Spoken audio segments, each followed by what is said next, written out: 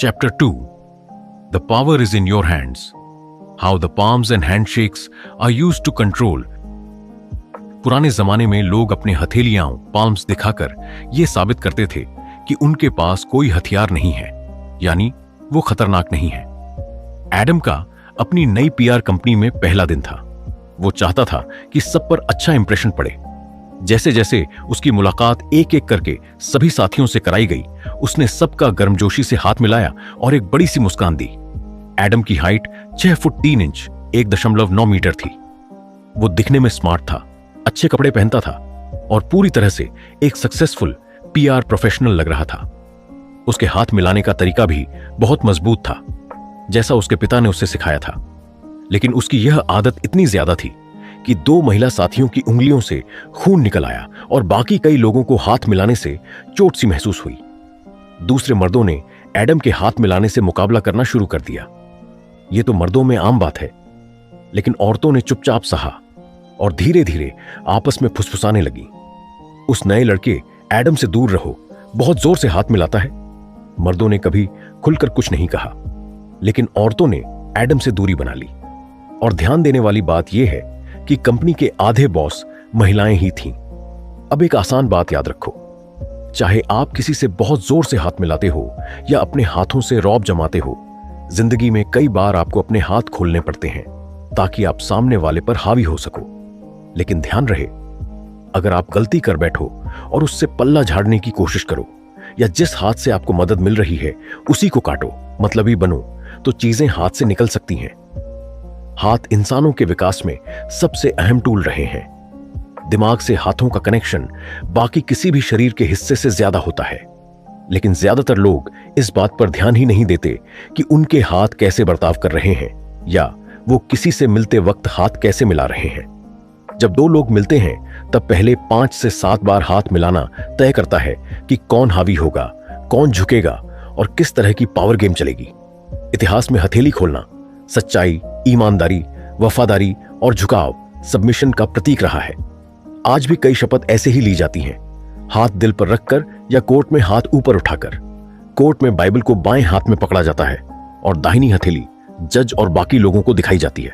अगर आप यह जानना चाहते हैं कि कोई इंसान सच्चा है या नहीं, तो उसके हाथों की पोजीशन देखो। जैसे कुत्ते अपनी गर्दन दिखाकर हार मानने या शांत होने का संकेत देते हैं, वैसे ही इंसान अपनी हथेलियां दिखाकर बताते हैं कि वो निहत्थे हैं और कोई खतरा नहीं है। How to detect openness. जब कोई इंसान खुलकर बात करना चाहता है या ईमानदारी दिखाना चाहता है, तो वो एक या दोनों हथेलियां सामने वाले को दिखाता है और कुछ ऐसा कहता है, मैंने कुछ नहीं किया। Component placement. अगर तुम्हें बुरा लगा तो सॉरी, मैं सच बोल रहा हूं। जब कोई खुलने लगता है या सच्चाई बताता है, तो वो अपनी हथेली पूरी या कुछ हद तक सामने वाले को दिखा देता है। ज्यादातर बॉडी लैंग्वेज की तरह यह भी एक अनजाना, अनकॉन्शियस इशारा होता है, और यही वो इशारा होता है जो आपको दिल से यह महसूस कराता है कि सामने वाला सच बोल रहा है। जब लोग ईमानदारी और खुलापन दिखाना चाहते हैं, तो वे जानबूझकर अपनी हथेलियां, पाल्म्स सामने दिखाते हैं। जब बच्चे झूठ बोल रहे होते हैं या कुछ छिपा रहे होते हैं, तो वे अक्सर अपनी हथेलियां पीठ के पीछे छिपा लेते हैं।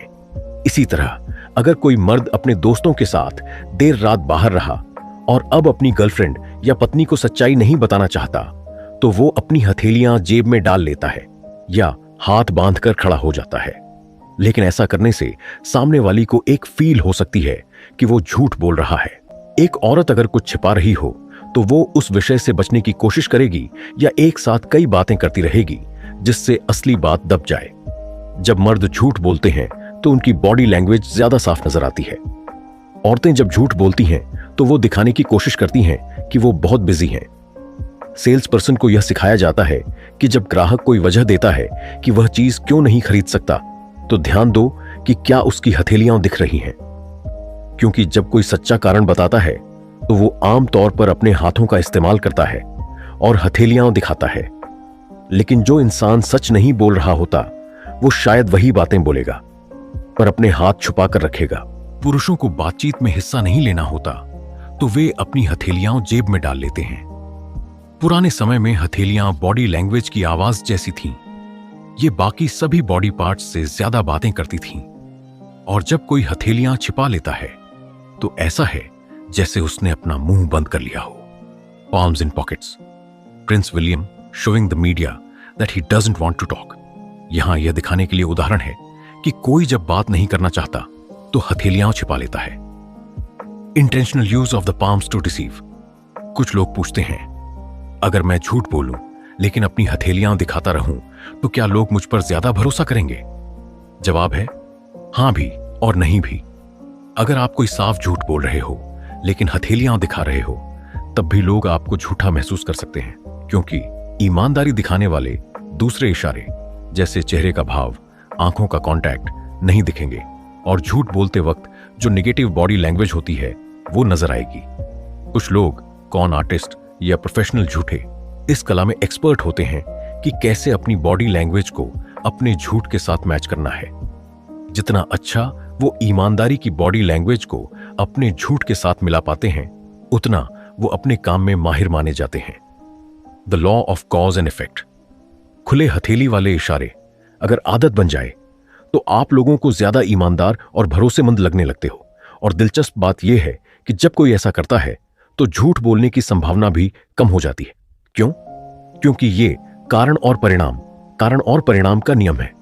अगर कोई इंसान ईमानदार होता है तो वो अपनी हथेलियां दिखाता है, लेकिन अगर कोई अपनी हथेलियां दिखा रहा है तो उसके लिए झूठ बोलना मुश्किल हो जाता है, क्योंकि हमारी भावनाएं और इशारे आपस में जुड़े हुए हैं।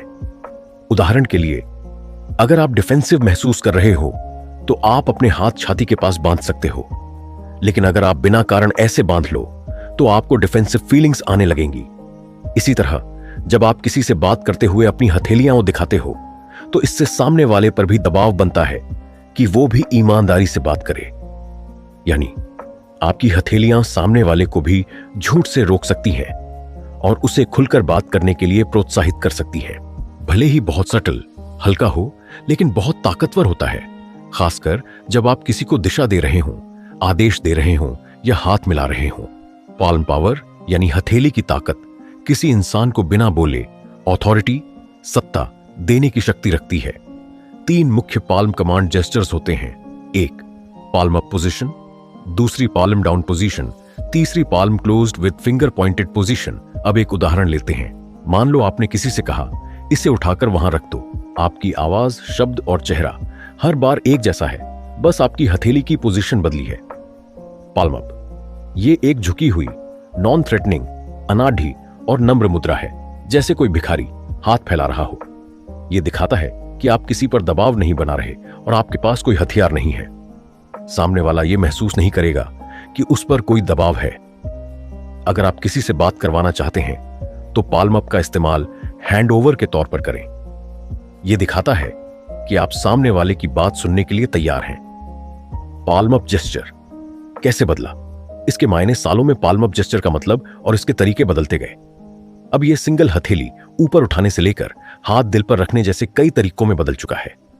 Palm up stash non threatening, यानी सामने वाला आपको खतरा नहीं समझेगा। पाल्म डाउन शबास अथॉरिटी, यानी आप सामने वाले पर हावी होने की कोशिश कर रहे हो। जब आप अपनी हथेली नीचे की तरफ रखते हो तो सामने वाले को तुरंत यह महसूस होता है कि आप उस पर हुक्म चला रहे हो। अब वो इंसान आपकी बात को एक्सेप्ट करेगा या नहीं, यह आपके और उसके रिश्ते पर डिपेंड करता है, या फिर आप वर्क प्लेस में किस पोजीशन पर हो। जैसे ही आप पाल्म अप से पाल्म डाउन की पोजीशन पर जाते हो, लोगों की नजरों में आपकी इमेज पूरी तरह बदल जाती है। उदाहरण के तौर पर, अगर सामने वाला इंसान आपके बराबरी का है तो पाल्म डाउन से कहने पर वह आपकी बात मानने से मना कर सकता है, लेकिन वही इंसान पाल्म अप पोजीशन में ज्यादा आसानी से आपकी बात मान सकता है। अगर वो इंसान आपका जूनियर है तो पाल्म डाउन एक्सेप्टेबल होता है, क्योंकि आप उसके ऊपर पोजीशन में हो। नाजी सल्यूट में हथेली पूरी तरह नीचे की तरफ रहती थी। यह पावर और तानाशाही, टिरनी का सिंबल बन गया था। अगर हिटलर ने अपनी सल्यूट पाल्म अप से दी होती तो शायद लोग उसका मजाक उड़ाते और उसे सीरियसली नहीं लेते। Adolf Hitler using one of histories most notable palm down signals. Hitler का हाथ सीधा नीचे की ओर होता था, जिससे पावर और डर का इशारा मिलता था। Hand holding and palm position, जब कपल्स हाथ में हाथ डालकर चलते हैं तो जो डोमिनेंट पार्टनर होता है, ज्यादातर मर्द, वो थोड़ा आगे चलता है, और उसका हाथ इस तरह होता है कि उसकी हथेली पीछे की तरफ होती है और महिला की हथेली सामने की तरफ होती है। यह छोटा सा जेस्चर भी एक ऑब्जर्वर को बता देता है कि उस रिश्ते में कमान किसके हाथ में है। Palm closed finger pointed gesture, यह वो इशारा है जिसमें मुट्ठी बंद होती है और सिर्फ एक उंगली सामने की ओर इशारा करती है। यह जेस्चर ऐसे लगता है जैसे आप सामने वाले पर गुस्सा निकाल रहे हो या उस पर हावी होना चाह रहे हो। यह सबकॉन्शियसली यानी बिना सोचे लोगों में नेगेटिव फीलिंग्स, नकारात्मक भावनाएं लाता है, क्योंकि ये एक प्राइमल आदिम मूव जैसा है, जैसे कोई प्राणी हमला करने वाला हो। पॉइंटिंग फिंगर, डू इट और एल्स, मतलब करो वरना। जब कोई इस तरह बात करता है और हर शब्द के साथ उंगली से टाइम बीट करता है तो वो सामने वाले को बहुत इरिटेट करता है। कुछ देशों में जैसे मलेशिया और फिलीपींस, किसी पर उंगली से इशारा करना इंसल्ट, अपमान माना जाता है, क्योंकि वहां यह जानवरों की ओर इशारा करने के लिए इस्तेमाल होता है। वहां लोग इंसानों की तरफ इशारा करने के लिए अंगूठे का इस्तेमाल करते हैं। आवर ऑडियंस एक्सपेरिमेंट, हमने एक एक्सपेरिमेंट किया जिसमें 8 लेक्चरर्स को 3 तरह के पाल्म जेस्चर्स यूज करने को कहा गया, पाल्म अप, पाल्म डाउन और फिंगर पॉइंटेड। हर लेक्चरर ने 10 मिनट की स्पीच दी और अलग अलग ऑडियंस से फीडबैक लिया गया। रिजल्ट यह मिला, पाल्म अप इस्तेमाल करने वाले लेक्चरर्स को 84% पॉजिटिव रिस्पॉन्स मिला। वही लेक्चर जब पाल्म डाउन के साथ दिया गया तो पॉजिटिव रिस्पॉन्स 52% पर आ गया, और जब फिंगर पॉइंटेड जेस्चर यूज किया गया तो सिर्फ 28% पॉजिटिव रिस्पॉन्स आया। कुछ लोग तो लेक्चर बीच में छोड़कर चले गए। Pointing finger creates negative feelings in most listeners. उंगली से इशारा ज्यादातर लोगों को चुभता है। उंगली से इशारा करने पर सिर्फ कम पॉजिटिव रिस्पॉन्स मिला, ऐसा नहीं था, बल्कि लोगों को स्पीकर की बातें ठीक से याद भी नहीं रहीं। अगर आप आदतन उंगली से इशारा करते हो तो पाल्म अप और पाल्म डाउन जेस्चर्स की प्रैक्टिस करो। इससे माहौल ज्यादा रिलैक्स्ड रहेगा और सामने वाले पर अच्छा असर पड़ेगा। या फिर आप एक और तरीका आजमा सकते हो, अपनी उंगलियों को अंगूठे से हल्का दबाकर ओक जैसा जेस्चर बनाओ और उस पोजीशन में बात करो। इससे आप अथॉरिटेटिव लगते हो लेकिन एग्रेसिव नहीं। हमने ये जेस्चर कई स्पीकर्स, पॉलिटिशियंस और बिजनेस लीडर्स को सिखाया और पाया कि ऑडियंस ने उन्हें ऐसे डिस्क्राइब किया, thoughtful, goal oriented, focused, squeezing thumb against finger tips avoids intimidating the audience. जब आप अपनी उंगलियां अंगूठे से हल्का दबाते हो तो सामने वाला डरता नहीं, बल्कि आपको सोच समझ वाला मानता है। जिन स्पीकर्स ने फिंगर पॉइंटेड जेस्चर यूज किया उन्हें लोग ऐसे डिस्क्राइब करते हैं, एग्रेसिव, रूड, बेलिजरेंट यानी झगड़ालू, और उनकी ऑडियंस को उनकी बातें सबसे कम याद रहीं। जब स्पीकर सीधे ऑडियंस की तरफ उंगली करता है तो लोग उसके कंटेंट को सुनने की बजाय उसकी पर्सनालिटी का जजमेंट करने लगते हैं। N analysis of handshake styles, handshake styles का विश्लेषण। हाथ मिलाना हमारी बहुत पुरानी परंपरा का हिस्सा है।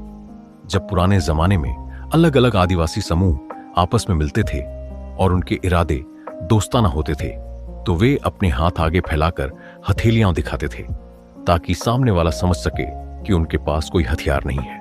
रोमन टाइम्स में लोग अक्सर अपने कपड़ों की आस्तीन में छुपा हुआ चाकू रखते थे, इसलिए उन्होंने एक नया तरीका निकाला, लोअर आर्म ग्रास्प, यानी एक दूसरे के हाथों को नीचे से पकड़कर अभिवादन करना ताकि चाकू छुपा होने की जांच की जा सके। The lower arm grasp, concealed weapon check, original Roman greeting style. आजकल हम जो हाथ मिलाते हैं वो इसी पुराने तरीके का नया रूप है। इसमें दोनों की हथेलियां एक दूसरे से जुड़ती हैं और हल्का हिलाया जाता है। 19वीं सदी में इसका इस्तेमाल बिजनेस डील्स को फाइनल करने के लिए किया जाता था, जब 2 बराबरी के आदमी मिलते थे। यह प्रथा पिछले 100 सालों में ही ज्यादा आम हुई है। पहले यह सिर्फ मर्दों के बीच होती थी, लेकिन अब महिलाएं भी इसे इस्तेमाल करने लगी। आज के समय में वेस्टर्न और यूरोपियन देशों में हाथ मिलाना एक सामान्य तरीका है, चाहे पहली बार मिलना हो या विदाई का वक्त हो। अब पार्टियों और सोशल इवेंट्स में भी यह ट्रेंड बढ़ रहा है। Handshake evolved as a way to seal business deals between men. यहां तक कि जापान जैसे देश में भी, जहां पारंपरिक रूप से झुककर नमस्ते किया जाता है, और थाईलैंड में वाई गेस्चर किया जाता है, जो प्रार्थना जैसी मुद्रा लगती है, वहां भी अब हैंडशेक आम होता जा रहा है। अधिकतर जगहों पर हाथ मिलाते समय 5 से 7 बार हाथ हिलाया जाता है, लेकिन कुछ देशों जैसे जर्मनी में लोग सिर्फ 2 से 3 बार हिलाते हैं और फिर 2 बार के बराबर टाइम तक हाथ पकड़कर रखते हैं। फ्रांस के लोग सबसे ज्यादा हाथ मिलाते हैं, मिलते वक्त और जाते वक्त भी, और वो हर दिन काफी समय हैंडशेक में बिताते हैं। Who should reach first? हाथ पहले किसे बढ़ाना चाहिए? जब हम किसी से पहली बार मिलते हैं तो हाथ मिलाना एक सामान्य बात है, लेकिन हर बार आपको हाथ बढ़ाना सही नहीं होता, क्योंकि हैंडशेक एक वेलकम और ट्रस्ट का सिंबल है। इसलिए आपको खुद से कुछ सवाल करने चाहिए। क्या मैं वेलकम हूं? क्या सामने वाला मुझे देखकर खुश है या मैं उसे मजबूर कर रहा हूं? सेल्स वाले को सिखाया जाता है कि अगर वो बिना बुलाए किसी कस्टमर के पास चले जाते हैं और हाथ मिलाने की कोशिश करते हैं तो कस्टमर पर इसका नेगेटिव असर हो सकता है। ऐसे में सेल्स वालों को सलाह दी जाती है कि वो इंतजार करें कि सामने वाला पहले हाथ बढ़ाए। अगर सामने वाला हाथ ना बढ़ाए तो सिर्फ सिर झुकाकर हल्का सा अभिवादन करें। कुछ देशों में, जैसे कि मुस्लिम कंट्रीज, महिलाओं से हाथ मिलाना उचित नहीं माना जाता। वहां सिर झुकाना ज्यादा अच्छा तरीका होता है। अब एक नई बात सामने आई है। जो महिलाएं खुद पहल करके मजबूत तरीके से हैंडशेक करती हैं, उन्हें ज्यादातर जगहों पर ओपन माइंडेड माना जाता है और वो पहली मुलाकात में ही अच्छा इंप्रेशन बना लेती हैं। How dominance and control are communicated? Dominance और कंट्रोल कैसे दिखते हैं हैंडशेक में?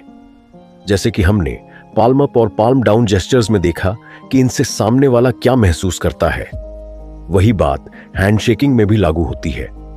रोमन एरा में जब 2 लीडर्स मिलते थे तो वो एक तरह से खड़े खड़े आर्म रेसलिंग जैसे हैंडशेक करते थे।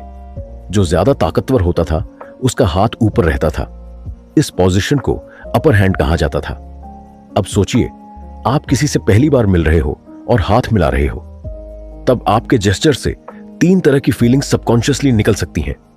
1, डोमिनेंस, हावी होना। ये मुझ पर हावी होना चाहता है, मुझे सतर्क रहना चाहिए। 2, सबमिशन, झुकना, मैं इसे कंट्रोल कर सकता हूं, ये मेरी बात मानेगा। 3, इक्वालिटी, बराबरी, मैं इस इंसान के साथ सहज महसूस कर रहा हूं।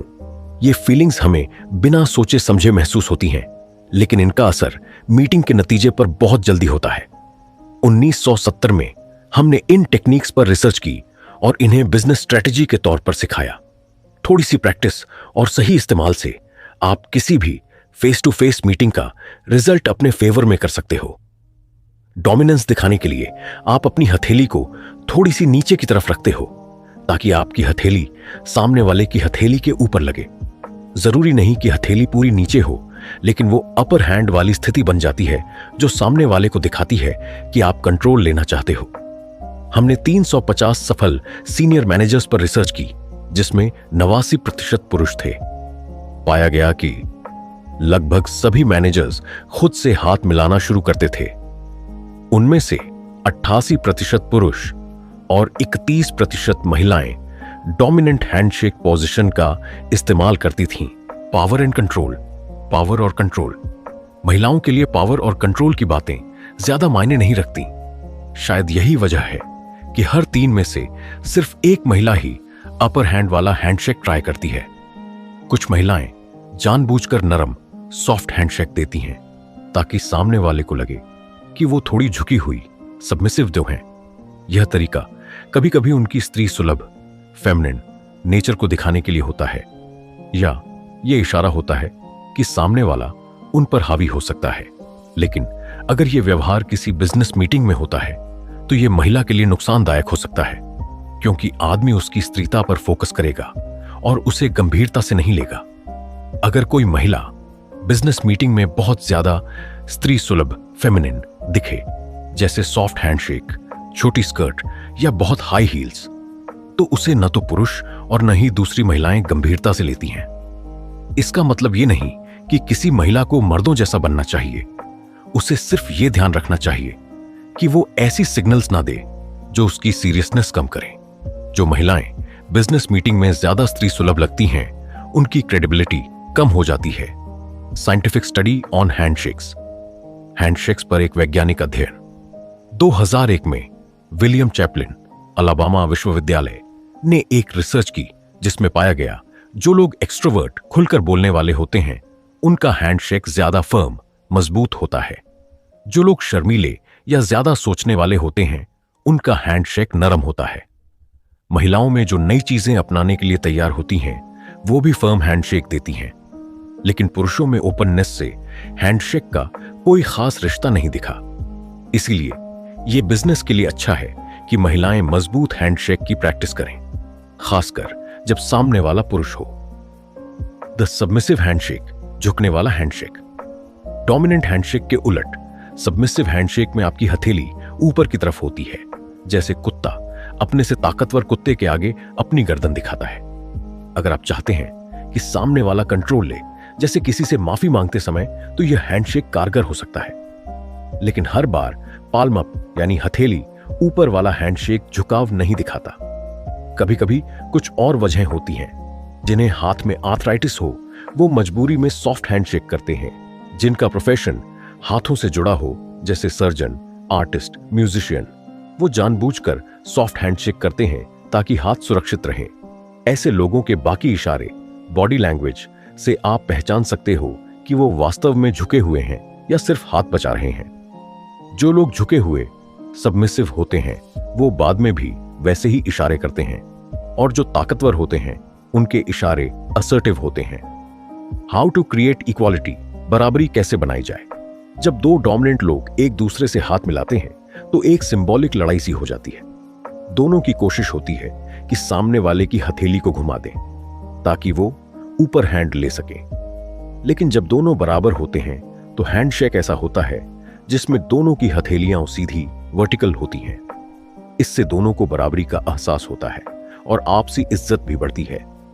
हाउ टू क्रिएट रपोर, कैसे अच्छा तालमेल बनाएं। हाथ मिलाते वक्त अच्छे तालमेल के लिए दो बातें जरूरी हैं। एक, दोनों की हथेलियां सीधी हों, ना कोई ऊपर ना कोई नीचे, यानी ना डोमिनेंस दिखे और ना सबमिशन। दो, जितनी ताकत सामने वाला लगाता है उतनी ही ताकत आप भी लगाओ। उदाहरण के लिए, अगर आपकी पकड़ 7-10 में से है और सामने वाले की 5 है तो अपनी ताकत 20% कम कर दो। अगर उसकी पकड़ 9 है और आपकी 7, तो अपनी ताकत 20% बढ़ा दो। अगर आप 10 लोगों से मिल रहे हो तो हर बार एंगल और स्ट्रेंथ को थोड़ा थोड़ा एडजस्ट करना पड़ेगा ताकि हर एक के साथ बराबरी वाला कनेक्शन बन सके। एक बात और ध्यान रखें, आमतौर पर पुरुषों की पकड़ महिलाओं से दुगनी होती है क्योंकि एवोल्यूशन ने उन्हें 100 पाउंड 45 किलो तक की पकड़ की ताकत दी है, जैसे कि कुछ फाड़ना, पकड़ना, फेंकना या हथौड़ा चलाना। याद रखो कि हैंडशेक एक दोस्ताना, पॉजिटिव और वार्म जेस्चर है, हेलो बाय या अग्रीमेंट सील करने के लिए। How to disarm a power player, एक हावी इंसान को कैसे बैलेंस करें। पाल्म डाउन थ्रस्ट ऐसा हैंडशेक होता है जिसमें सामने वाला अपनी हथेली नीचे की तरफ रखता है। यह बहुत एग्रेसिव होता है और रिसीवर को बराबरी का मौका नहीं देता। ऐसा हैंडशेक अक्सर ज्यादा हावी रहने वाले लोग करते हैं। उनका हाथ सीधा, कड़क होता है और पाल्म नीचे की तरफ होता है। इससे सामने वाला अपने आप सबमिसिव बन जाता है।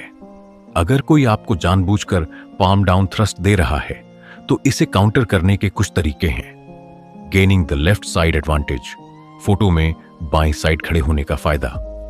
जब दो बड़े नेता किसी मीडिया फोटो में साथ खड़े होते हैं तो वे बराबरी दिखाने की कोशिश करते हैं, लेकिन जो बाएं तरफ खड़ा होता है उसे लोग ज्यादा डोमिनेंट मानते हैं। क्यों? क्योंकि हैंडशेक के समय पाल्म अप पोजीशन में आना बाएं तरफ वाले के लिए आसान होता है। इससे लगता है कि वही इंसान कंट्रोल में है। एग्जाम्पल, 1960 में जॉन एफ कैनेडी और रिचर्ड निक्सन की पहली टीवी डिबेट से पहले हैंडशेक हुआ। जेएफके ने हमेशा फोटो में बाईं तरफ खड़े होने की आदत बना ली थी और अपर हैंड पोजीशन उसका फेवरेट था। एक, the step to the right technique, right side step लेकर बैलेंस बनाना। अगर कोई डोमिनेंट आदमी आपको ऐसा हैंडशेक दे रहा है तो उसकी हथेली को सीधा करना मुश्किल होता है, और अगर आप जबरदस्ती ऐसा कर भी लो तो वो बहुत नोटिसेबल होता है। इस टेक्निक में आपको यह करना है, जैसे ही आप हाथ मिलाने जाएं, अपना बायां पैर आगे बढ़ाएं। अब दायां पैर सामने वाले के सामने लाकर उसके पर्सनल स्पेस में आ जाएं। फिर बायां पैर वापस दाएं पैर के पास लाकर मूवमेंट पूरा करें और हाथ मिलाएं। इससे आप हैंडशेक को सीधा कर सकते हैं या चाहें तो सामने वाले की हथेली को पलटकर उसे सबमिसिव पोजीशन में भी ला सकते हैं। यह कुछ वैसा ही होता है जैसे आप आर्म रेसलिंग जीत गए हों और साथ ही आप सामने वाले के स्पेस में घुसकर कंट्रोल भी ले लेते हो। Walk across in front with your right leg and turn his palm up. सामने से दाहिना पैर बढ़ाकर सामने वाले की हथेली ऊपर करें। जब आप किसी से हाथ मिलाते हो तो खुद का तरीका जरा ध्यान से देखें। क्या आप बायां पैर आगे बढ़ाते हैं या दाहिना? ज्यादातर लोग दाहिने पैर से आगे बढ़ते हैं।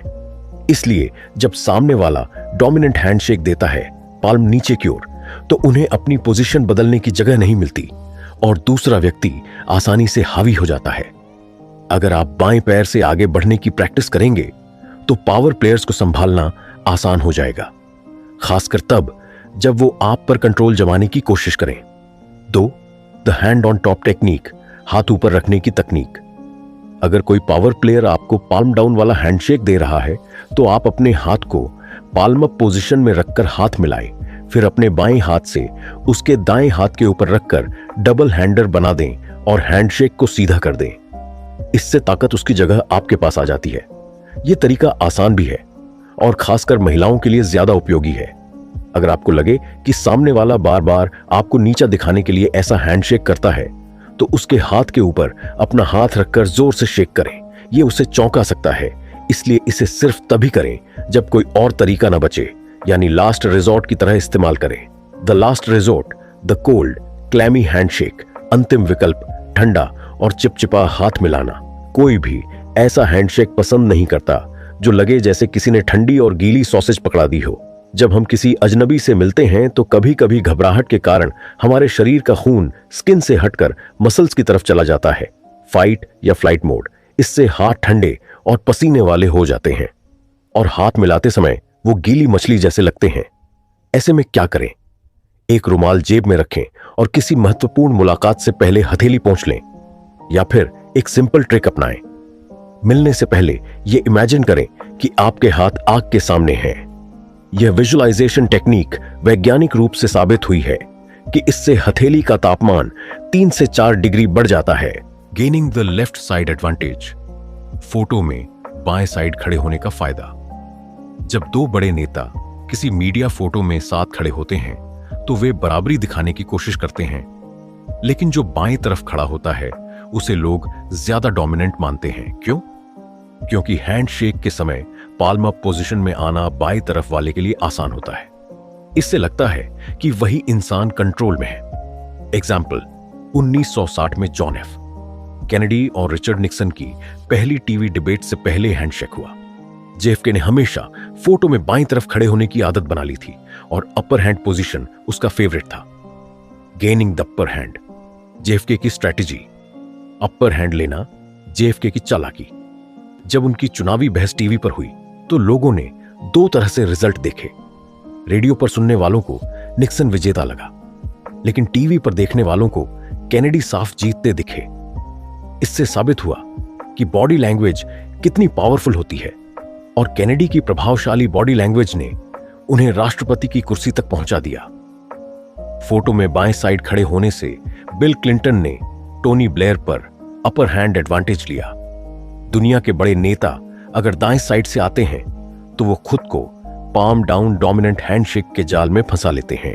When men and women shake hands, जब पुरुष और महिलाएं हाथ मिलाते हैं, भले ही महिलाएं अब कई सालों से वर्कफोर्स में सक्रिय हैं, फिर भी आज भी पुरुषों और महिलाओं के बीच हैंडशेक करते समय थोड़ी झिझक और ऑकवर्डनेस महसूस होती है। ज्यादातर पुरुषों को बचपन में उनके पिता हैंडशेक करना सिखाते हैं, लेकिन महिलाओं को ऐसी कोई ट्रेनिंग कम ही मिलती है। इसका असर क्या होता है? जब कोई पुरुष पहले हाथ बढ़ाता है तो महिला का ध्यान पहले उसके चेहरे पर होता है, हाथ पर नहीं। ऐसे में पुरुष ऑकवर्ड महसूस करता है और अपना हाथ पीछे खींच लेता है। ठीक उसी समय महिला हाथ बढ़ाती है, लेकिन अब उसका हाथ हवा में लटक रहा होता है। अब पुरुष फिर से हाथ बढ़ाता है और दोनों के हाथ उलझकर ऐसे लगते हैं जैसे 2 स्क्विड, समुद्री जीव, एक दूसरे को गले लगा रहे हों। यानी हैंडशेक की टेक्निक खराब होने पर पहली मुलाकात ऑकवर्ड बन सकती है। If this ever happens to you, अगर आपके साथ कभी ऐसा हो कि कोई हाथ मिलाने में गलती कर दे, तो आप आराम से उस व्यक्ति का दायां हाथ अपने बाएं हाथ से पकड़िए, उसे सही तरीके से अपने दाहिने हाथ में रखिए और मुस्कुराकर कहिए, चलो एक बार फिर से ट्राई करते हैं। इससे सामने वाले पर आपका गहरा असर पड़ेगा, क्योंकि यह दिखाता है कि आप उसके साथ सही तरीके से मिलने की परवाह करते हैं। अगर आप एक महिला हैं और बिजनेस में काम करती हैं, तो समझदारी इसी में है कि आप पहले से ही सामने वाले को बता दें कि आप हाथ मिलाने वाली हैं, ताकि वो अचानक चौंके नहीं। अपने हाथ को जल्दी से आगे बढ़ाइए ताकि सामने वाले को साफ साफ पता चल जाए कि आप हैंडशेक करने वाली हैं। इससे गड़बड़ी से बचा जा सकता है। 2 हाथ वाला हाथ शेक दुनिया भर में कॉर्पोरेट में बहुत पसंद किया जाता है। इसमें आप सामने वाले से सीधी नजरों में आंख मिलाकर एक सच्ची सी मुस्कान के साथ और सामने वाले का नाम जोर से दोहराते हुए उसका हाथ दोनों हाथों से पकड़ते हैं। इससे लगता है कि आप सामने वाले को लेकर ईमानदार और भरोसेमंद हैं। लेकिन अगर आपने इस तरह का हैंडशेक किसी ऐसे व्यक्ति से किया है जिसे आप पहली बार मिले हैं, तो इसका उल्टा असर हो सकता है। वो सोच सकता है कि आपके इरादे कुछ गड़बड़ हैं। डबल हैंडर एक छोटा सा हक जैसा होता है और तभी इस्तेमाल करना चाहिए जब आप उस व्यक्ति को पहले से अच्छे से जानते हो या उसके साथ भावनात्मक रिश्ता हो। ज्यादातर लोग जन्म से ही अपने दाएं हाथ को सामने फेंककर अपना बचाव कर सकते हैं, जैसे मारने के लिए, और डबल हैंडर उस क्षमता को रोकता है। इसलिए इसे कभी भी ऐसे व्यक्ति के साथ इस्तेमाल न करें जिससे आपका कोई खास रिश्ता ना हो। Handshakes of control. जब कोई 2 हाथों वाला हैंडशेक करता है, तो उसका मकसद यह दिखाना होता है कि वह ईमानदार है और सामने वाले से गहरा रिश्ता रखना चाहता है।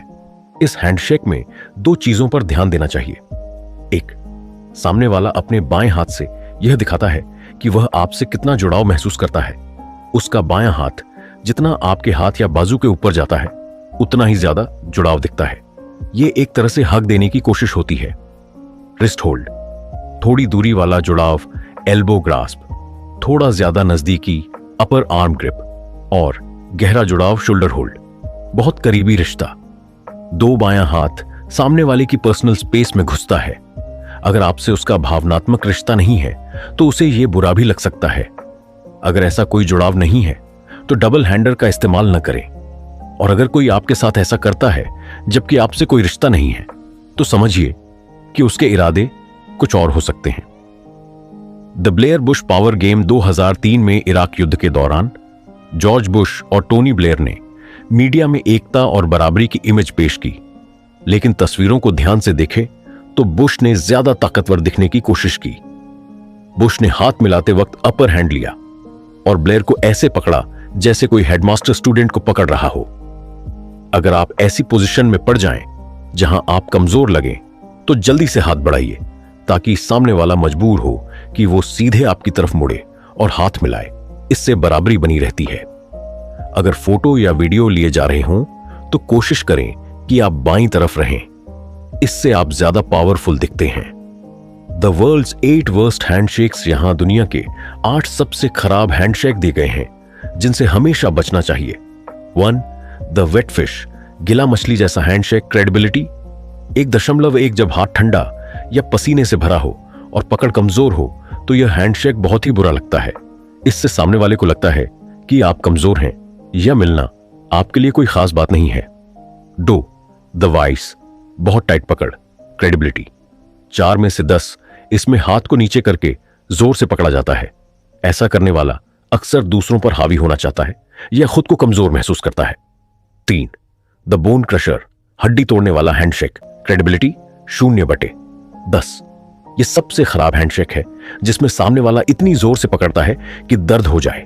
अगर किसी ने जानबूझकर ऐसा किया हो, तो जोर से कहिए, ओह आपने तो मेरा हाथ ही दबा दिया। 4. दी फिंगर टिप ग्रैब, सिर्फ उंगलियां पकड़ना। क्रेडिबिलिटी 2 में से 10। यह तब होता है जब हैंडशेक मिस हो जाता है और आप सिर्फ उंगलियों को पकड़ते हैं। यह दिखाता है कि सामने वाला खुद में कॉन्फिडेंट नहीं है या दूरी बनाए रखना चाहता है। 5. द स्टिफ आर्म थ्रस्ट, सख्त और दूर से हाथ मिलाना। क्रेडिबिलिटी 3 में से 10। यह हैंडशेक तब होता है जब सामने वाला आपको अपनी पर्सनल स्पेस से दूर रखना चाहता है। इसे आमतौर पर ग्रामीण इलाकों में पले बढ़े लोग करते हैं। 6. लाने वाला हैंडशेक। क्रेडिबिलिटी 3 में से 10। इसमें सामने वाला आपको पकड़कर अपनी तरफ खींचता है, जिससे संतुलन बिगड़ता है। ऐसा करने वाला या तो खुद को सुरक्षित महसूस नहीं करता या फिर वह आप पर कंट्रोल करना चाहता है। 7. द पंप हैंडल, पानी निकालने वाला स्टाइल। क्रेडिबिलिटी 4 में से 10। इसमें सामने वाला बार बार और तेजी से हाथ ऊपर नीचे करता है, कभी कभी तो हाथ छोड़ता ही नहीं है। यह अजीब और थकाऊ लगता है। 8. द स्ट्रीट, गाजर के गुच्छे जैसा हैंडशेक। क्रेडिबिलिटी 2 में से 10। यह नीदरलैंड से आया स्टाइल है, जिसमें हाथ काफी ढीला और बेजान सा होता है, वेट फिश जैसा, लेकिन थोड़ा कम खराब।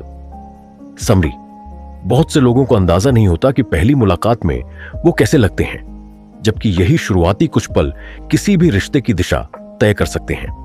अपने दोस्तों और साथियों के साथ प्रैक्टिस कीजिए और देखिए कि आपका हैंडशेक कैसा लगता है। हाथ को सीधा रखें और सामने वाले की पकड़ के बराबर पकड़ें। यह हैंडशेक को 10 में से 10 बना सकता है।